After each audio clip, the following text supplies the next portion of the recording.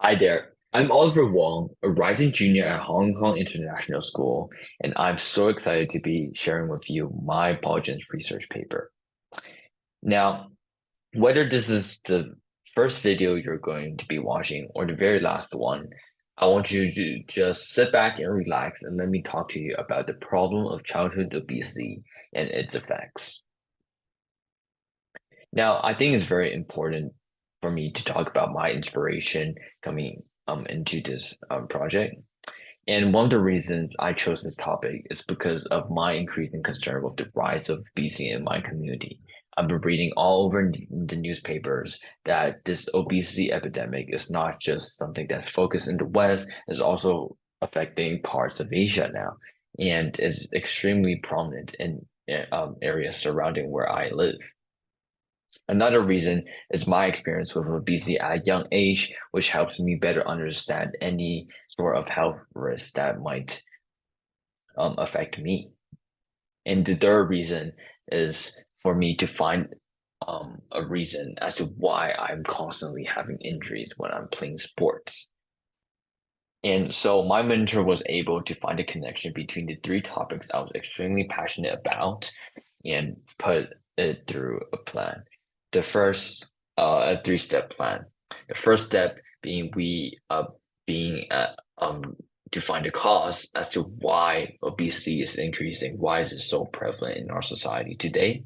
The second being what happens when you do have obesity, which is the effect, and third, the link. Why is this important and how do we combat this?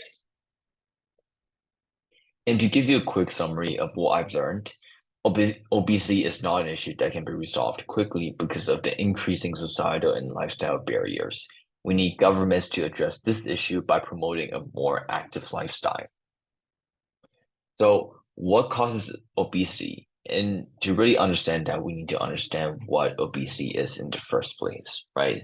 So, obesity is when a person's body mass index is over 30.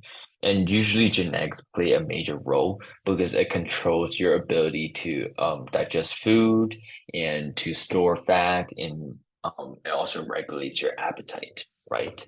And usually, obesity is related to cardiovascular diseases and type 2 diabetes.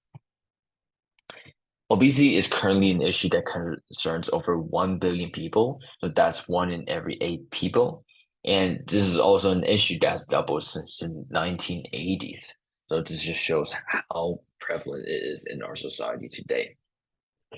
And so let's move on to the causes. What are the causes of childhood obesity?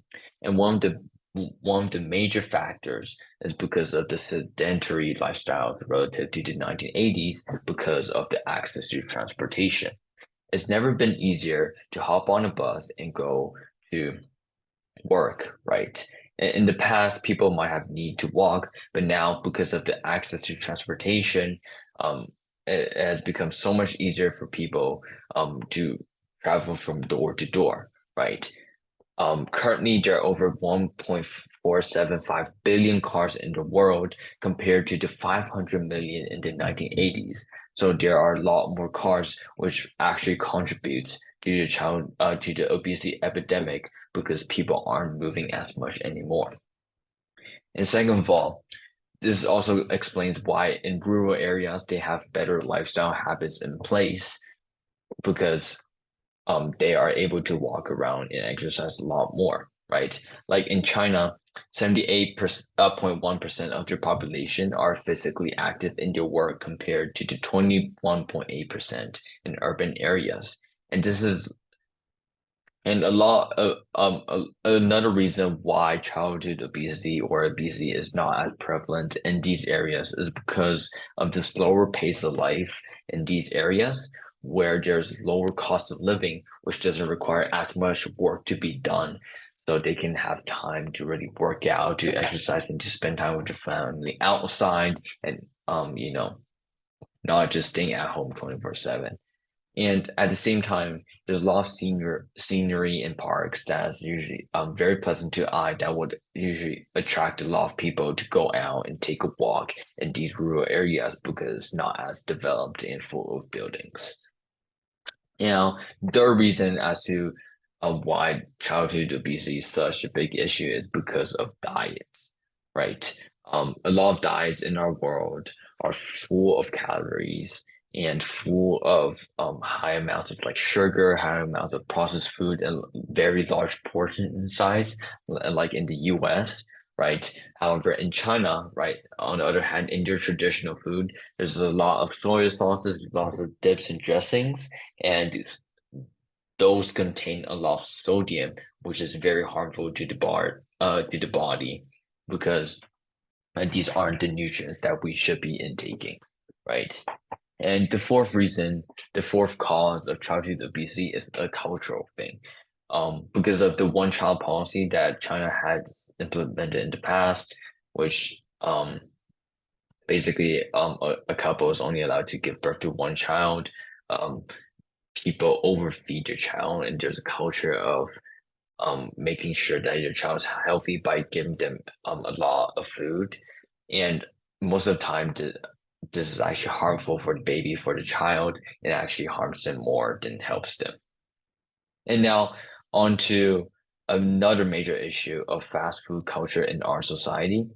The current average fast food meal costs around 2.66 US dollars, which means that is very, very affordable, right? And this is also the reason why 65% of people eat fast food at least once a week, right? And the reason for this is because fast food, people that go to fast food, they want delicious food and they also want it fast, right? And these fast food companies, in order to please their customers, they usually prepare the food beforehand, and they usually put in a lot of chemicals, they put in a lot of sodium, which is again very harmful to your body, for your body. And the worst part about all of this is that these companies, these multi-billion dollar companies, they put in millions and millions of dollars into their marketing. For example, Domino's 774 million and McDonald's 638 million, which is an absurd amount of money. And do you think that they will gain a lot of this money back through like profit of selling their products? Just means that a lot of people are buying from these fast food restaurants, and that this is a thing that will keep on going if this doesn't stop. Another leading cause for obesity is obviously COVID-19, the entire lifestyle changes. Um, Many people are unconsciously making decisions that changes their life. For example, the increased consumption of processed food, which also mean like a higher calorie intake. And there's a lot of people that rely on convenience foods, um, because people saw longer lasting food options during lockdowns, right? And at the same time, um, for children, you see an increased amount of screen time for children, and and it goes hand in hand with the obesity rates, right? The children go out less and they spend more time at home and not exercising, and so after COVID, 28% of people are working out less than after being used to not working out at home, and now 35% of people are more likely to work from home after COVID, which means people are going out less and less. So, what are the effects of obesity and injuries, and why should we care so much, right? So, in the very basic, like in the very essence of like obesity, there's a lot of social stigma and judgment for this issue. And usually it'll lead to people being depressed, or being like sort of outcast by society just because of their appearance. No, I myself experienced the same thing. And depression can actually, worsen obesity because it disrupts the hypothalamic pituitary adrenal axis, and it leads to increased cortisol levels, which leads to abdominal obesity, which is actually very harmful for the person itself, right? So this will then become a cycle. Second possible outcome is that for underprivileged households, they won't be able to afford healthcare expenses when they're obese, because healthcare and expenses increases by 11% once a person is obese. and compared to the average $13,000 that the average household pays per year. And then a cycle is created where they cannot pay for for the healthcare, but at the same time, they also cannot pay for the nutritious food, and then which is why this becomes a spiral and people become obese, right? And third is because the solutions that we have in place, the gym culture, where take months of strict diet and going to the gym to accomplish the weight loss, it just seems like so far away, seems not accomplishable, and it really it doesn't really motivate obese people to really get into shape, which is why they continue to have health problems and it develops into a bigger health issue. And so this problem is worsened when it occurs for a younger child, right? When a younger child has obesity, right, they will encounter developmental problems, usually in the lower body, the musculoskeletal um musculoskeletal injuries, and with one third of these injuries being in the knees.